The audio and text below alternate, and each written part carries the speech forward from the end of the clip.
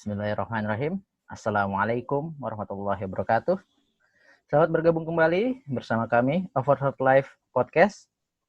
Kali ini kita masih bersama Ustadz Aldi Mursalat. Alhamdulillah di podcast kali ini beliau masih bersedia bergabung bersama kita untuk sama-sama dengan kita belajar lagi tentang agama Islam. Yang seperti biasa kita nanti bakal ngobrolin yang gampang-gampang dulu, yang mudah-mudah dulu, yang ada di sekitar kita. Tanpa berlama-lama lagi, kita sapa dulu saja Ustadznya. Assalamualaikum Ustadz Aldi. Waalaikumsalam warahmatullahi wabarakatuh. Kang Anas. Masih sehat Ustadz ya? Alhamdulillah, sehat walafiat.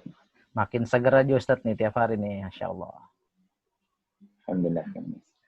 Ya Ustadz, kita udah kembali lagi nih di podcast nih. Kemarin sudah beberapa episode kita lalui. Sekarang episode kali ini ada pertanyaan dari teman kita nih di luar sana. Jadi dia cerita-cerita ke saya kemarin, ngobrol-ngobrol juga. Terus ya lucu ya Ustaz. Dia bilang, bro, gua kemarin bersin-bersin terus nih. Terus teman-teman juga di kantor, dan ini sering kejadian sih di mana-mana Ustaz gitu. Ada teman, gue bersin-bersin terus, ada yang ngomongin gue nih. Terus atau kadang-kadang ada kupu-kupu masuk ke rumah, ada tamu tuh gitu. Atau ada suara tuh kalau di daerah Bogor, daerah Sunda gitu kan, biasanya ada suara burung malam-malam tuh, kukuk, kukuk. Tandanya bakal ada yang meninggal tuh. Nah, yang kayak gitu-gitu kan mitos-mitos banyak banget di masyarakat tuh Ustaz ya. Itu di Islam sebenarnya ada pandangan seperti apa Ustaz ya? Apakah itu boleh kayak gitu-gitu Ustaz? Gimana Ustaz? Oke. Bismillah, alhamdulillah, wassalatu wassalamu ala rasulillah, amma ba'd. Jadi Kang Anas, berkaitan dengan pertanyaan dari temannya Kang Anas itu ya, mengenai kayak ada percayaan atau mitos kalau ada suara burung tertentu, berarti ada yang mau meninggal. Kalau ada kupu-kupu masuk ke rumah, berarti mau ada tamu. Misalkan bersin-bersin terus berarti ada yang ngomongin dan lain sebagainya. Iya.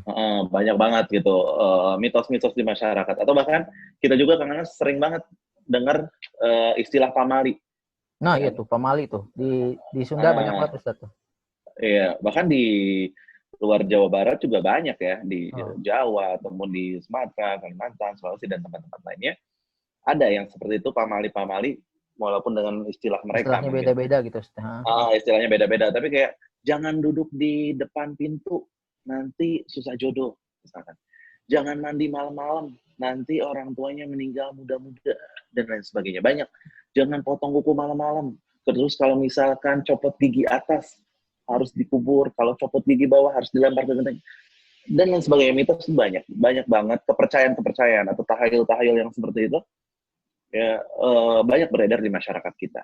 Dan ternyata yang hal ini kita sedang berbicarakan saat ini bukan hanya terjadi zaman sekarang ya, memang dari dulu pun sudah ada. Bahkan di zaman Rasulullah SAW pun hal ini sudah ada, yang tentunya Nabi SAW pun menjelaskan mengenai hal ini. Bahkan Allah Subhanahu Wa Taala pun menjelaskan hal yang sejenis dengan hal ini di dalam Al-Quran Al-Karim. Gitu Kang Anas. Nah, sekarang pertanyaannya, gimana nih hukumnya kita sebagai seorang Muslim, seorang mukmin menyikapi hal tersebut? Sebenarnya sampai derajat mana nih? Apakah dosa kecil ataukah dosa besar ataukah syirik dan lain sebagainya. Nah, berkaitan dengan ini Allah Subhanahu Wa Taala berfirman ya dalam surat Al-Maidah ayat yang ketiga, Allah mengatakan hurrimat 'alaikumul maitah wad dam. Ya, Allah Subhanahu Wa Taala mengharamkan bangkai, darah, kemudian juga walahmul khinzir, daging babi dan seterusnya Allah sebutkan, dan Allah sebutkan di akhir-akhir ayat wa antastaqsimu bil azlam. Dzalikum fisq. Dan kalian mengundi nasib dengan anak panah. Hal tersebut adalah perbuatan fasik.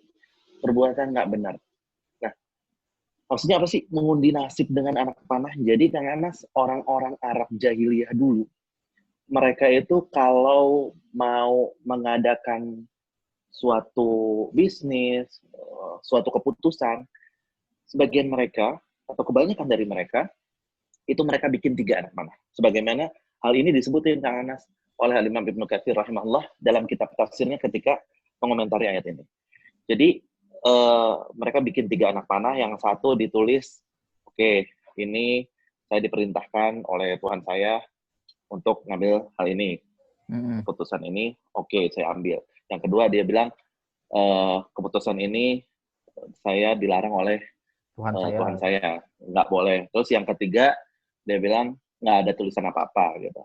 Nah, kalau misalkan mereka mau mengadakan bisnis atau mengadakan perjalanan, mereka kocok nih. Kalau keluar yang tulisan saya diperintahkan, berarti fix mereka ngambil keputusan tersebut. Atau fix mereka jalan untuk berangkat safar. Nah, kalau misalkan tulisannya dilarang, berarti mereka mungkin safar tersebut nggak jadi. Kalau misalkan nggak ada tulisan apa-apa, mereka kocok pulang. Oh gitu. Yang seperti ini Allah Subhanahu Wa Taala larang. Tadi disebutkan dalam surat Al-Maidah. Kenapa? Karena ngundi nasib dengan hal yang seperti itu. Berarti tawakalnya, ya perhitungannya dengan anak panah tadi, bukan tawakal kepada Allah, bukan dengan perhitungan yang misalkan kita pun dalam dunia bisnis ataupun dalam perihal duniawi kita bisa ngasih perhitungan kan, oh kira-kira kalau saya mau bisnis A, plus minusnya apa, B apa, itu kan ada secara perhitungannya. Kalau ini enggak, dengan hal yang konyol ya, dengan melakukan undi nasib dengan anak panah tadi. Kemudian juga orang-orang Arab jahiliyah juga terkadang mereka menggunakan burung. Sebagai burung sebagai alat untuk mengambil keputusan.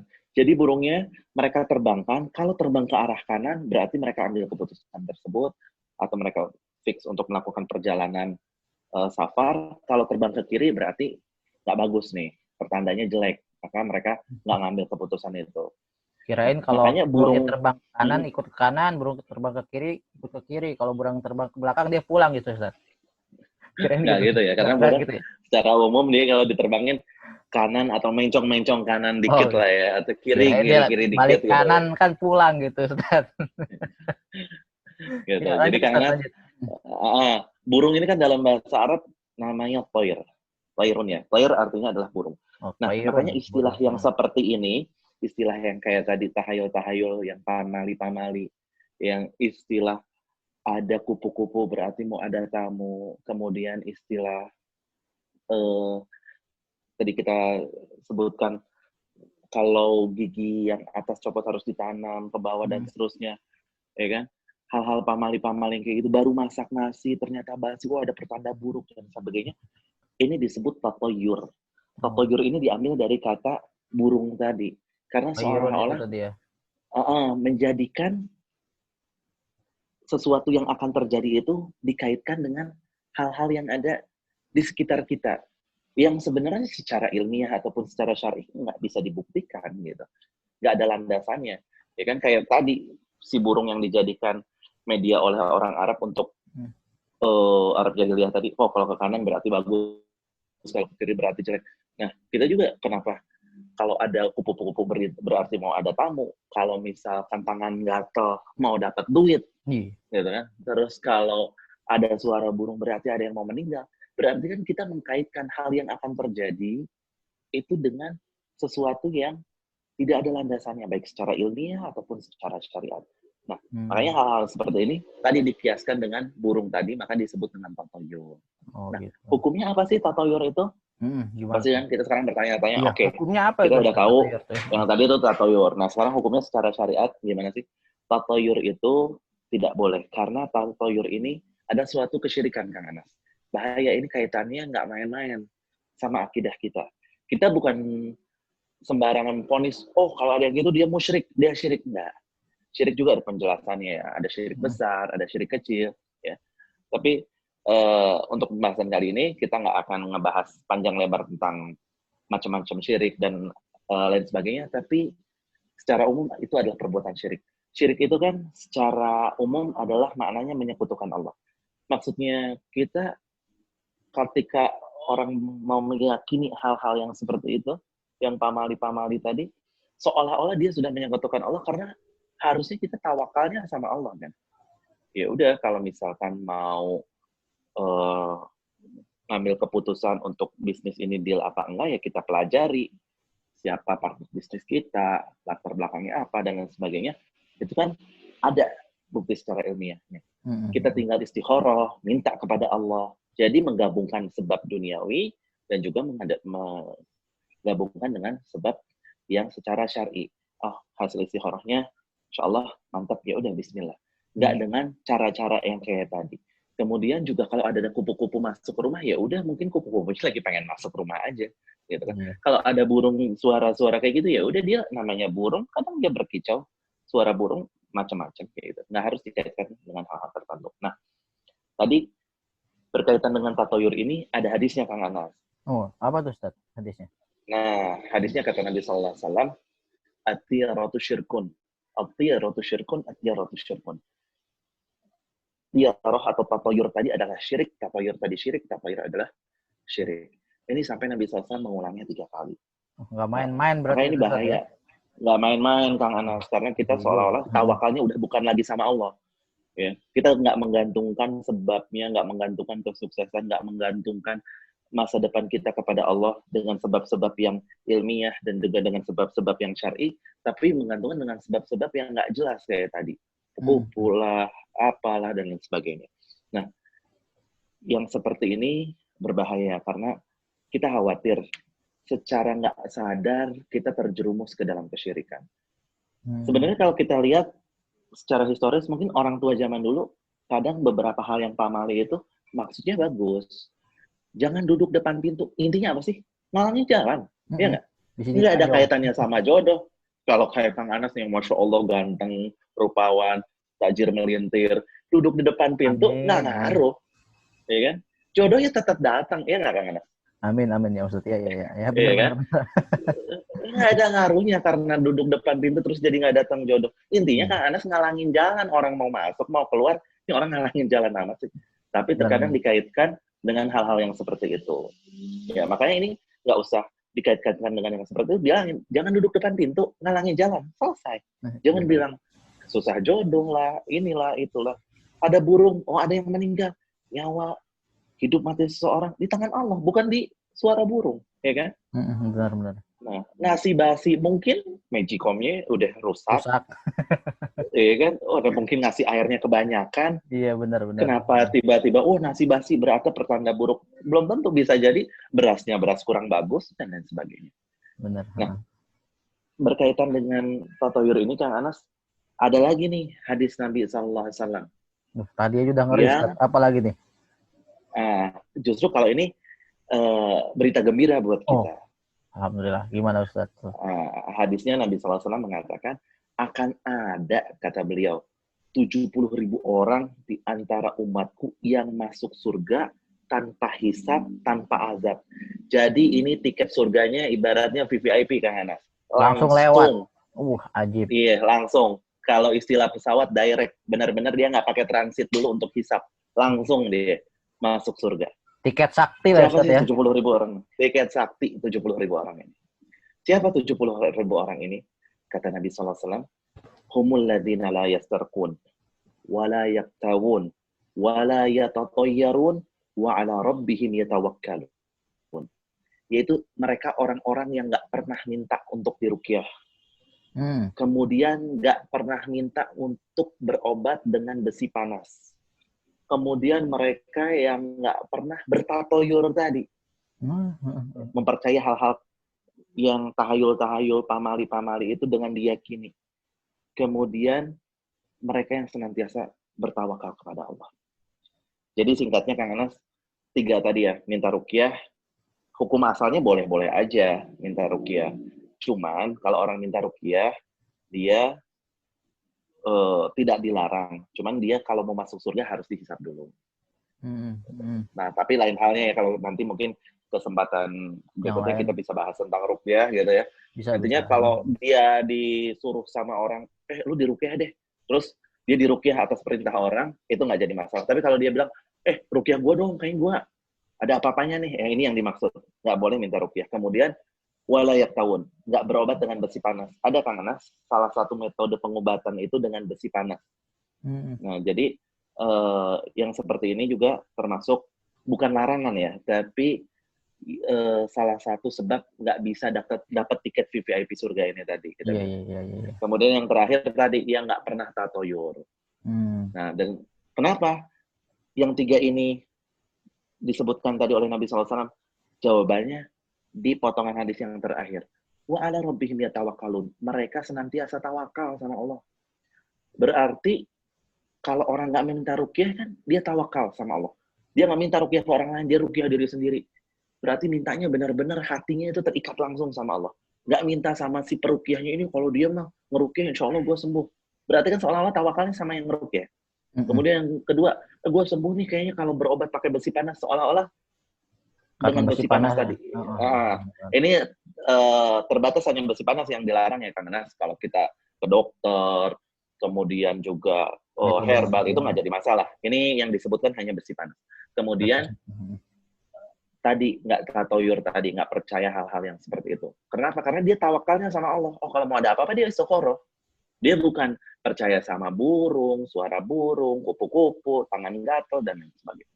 Gitu. Jadi ketika kita membersihkan hati kita dari hal-hal yang tadi, kemudian kita senantiasa tawakalnya sama Allah, insya Allah Kang Anas bisa termasuk 70.000 orang tadi yang dapat tiket surga VVIP tadi, gitu Kang Anas. Oh, benar sih Ustadz, itu kabar gembira banget Ustadz buat orang-orang yang benar-benar tidak menjalankan tiga itu. Mungkin buat orang-orang yang tidak menjalankan, nggak minta rukyah, banyak lah insya Allah tidak melakukan, tidak berobat dengan besi panas juga. Mungkin orang di Indonesia terutama juga banyak tidak melakukan. Nah, yang ketiga ini Ustadz, sebenarnya malah jadi berita buruk nih buat teman-teman yang dulu-dulunya pernah keceplosan kayak gitu. Dan saya juga mungkin dulu kan waktu belum ngerti, belum tahu hukumnya, pasti pernah juga gitu. Minimal yang remeh-remeh, yang pamali-pamali yang ada di sekitar kita lah gitu Ustadz. Itu kan pasti pernah kejadian gitu Ustadz. Nah, kalau udah kayak gitu berarti gak bisa dapat tiket 70.000 itu dong Ustadz ya. Itu gimana tuh Ustadz? Apakah masih ada kesempatan lain Ustadz? Atau ada cara lain gitu? Nah, pertanyaan bagus banget Kang Anas. Barakallahu fiik. Nah, berkaitan dengan hal ini, ya, kita jangan kecil hati. Jangan kecewa. Kenapa? Karena rahmat Allah Subhanahu wa taala itu luas banget. Ampunan Allah luas banget. Mungkin waktu itu teman-teman yang pernah dengar podcast kita di edisi Tobat, kita pernah jelasin ya gimana rahmat Allah itu luas, gimana rasa sayangnya Allah sama hamba-hambanya. Nah, gimana kalau kita dulu pernah percaya sama hal-hal tersebut, kemudian kita udah tahu nih hukumnya, ya Allah, gue dulu percaya sama yang begituan. Udah otak gue kedoktrin banget nih sama yang begitu-begitu. Iya. Nah, sekarang gue udah tahu hukumnya.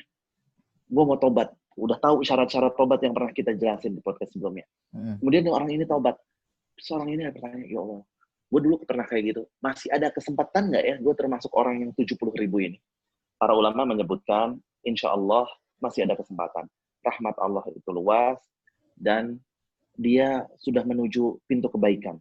Yaitu dia udah tobat dan nggak mau mengulanginya lagi. Nah, maka para ulama menyebutkan orang yang demikian, insya Allah semoga diharapkan tetap bisa termasuk ke yang 70.000 orang itu. Karena dia sebelumnya nggak tahu, akhirnya tahu, kemudian tobat. Dengan tobat yang benar. Ini kaitannya juga ada kisah yang berkaitan dengan hal ini. Kisahnya singkat. Salah satu sahabat Nabi SAW ada yang namanya Imran bin Husain. Imran bin Husain ini memiliki keistimewaan, dia memiliki karamah, ya, kelebihan yang Allah Subhanahu wa taala berikan untuk Imran bin Husain. Yaitu Imran bin Husain termasuk sahabat yang suka disalamin sama malaikat. Ini salah satu keutamaan Imran bin Husain. Sampai akhirnya Imran bin Husain pernah berobat dengan besi panas tadi. Setelah Imran bin Husain berobat dengan besi panas, dia nggak pernah lagi tuh, beliau nggak pernah lagi disalamin sama para malaikat. Akhirnya beliau berhenti dari yang namanya berobat dengan besi panas. Setelah beliau berhenti dari berobat dengan besi panas, beliau akhirnya disalamin lagi sama para malaikat. Nah, kata para ulama, ini juga kaitannya dengan hal tadi. Kalau kita dulunya pernah melakukan hal seperti itu, kemudian kita tahu kita taubat, insya Allah semoga Allah Subhanahu wa taala tetap bisa ngasih tiket VVIP surga tadi buat kita yang masuk surga langsung direct tanpa hisab, tanpa azab. Gitu Kang Anas. Masya Allah, pembahasannya seru banget nih Ustadz ya. Cuman alhamdulillah sudah kejawab. Berarti kita kalau dulu pernah percaya sama yang gitu-gitu, nah, jangan putus asa ya. Seperti bagaimana dulu waktu podcast sebelumnya juga udah pernah kita bahas bahwa rahmat Allah itu maha luas. Jadi buat teman-teman yang ngerasa, aduh gue dulu pernah mikir-mikir kayak gitu, pernah ngelakuin kayak gitu, pernah percaya sama yang kayak gitu, taubat tadi kata Ustadz, insya Allah nanti masih ada kesempatan dapat termasuk dalam 70.000 orang yang termasuk bisa masuk ke surga langsung tanpa hisab, tanpa azab gitu ya. Terus untuk hari ini kita cukupkan dulu sekian. Mudah-mudahan nanti di podcast selanjutnya kita bisa bahas-bahas lagi yang lebih seru. Buat teman-teman yang mendengarkan, jika masih merasa kurang puas dengan apa yang kita bahas di podcast kali ini, silahkan di DM ke IG kita, di Instagram kita @overheardlife di Instagram. Silahkan di DM ke situ. Dan buat teman-teman yang merasa podcast ini menyenangkan, podcast ini bermanfaat, atau podcast ini bisa menambah ilmu teman-teman yang mendengarkan, silahkan di-share juga ke teman-teman lainnya agar manfaat dari podcast ini bisa dirasakan juga oleh banyak orang. Seperti itu. Mungkin sekian dulu podcast kita kali ini. Terima kasih Ustadz. Jazakallah khairan. Iya, sama-sama. Sekian dulu dari kami. Terima kasih. Jazakumullahu khairan. Subhanakallahumma wa bihamdika asyhadu an la ilaha illa anta astaghfiruka wa atubu ilaik. Assalamualaikum warahmatullahi wabarakatuh. Bye.